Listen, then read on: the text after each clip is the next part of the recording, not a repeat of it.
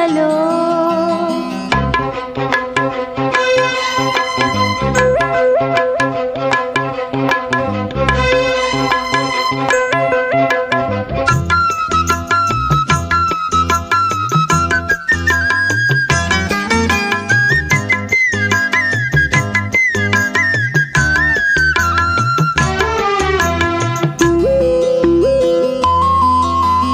ఏ జన్మకే గమ్యమో తెలిసేది కాలానికే, ఏ పువ్వు ఏ పూజకో తెలిసేది దైవానికే. ఏ జన్మకేమైనా ఈ జన్మలో నీకు ఖైదేలే అయ్యా.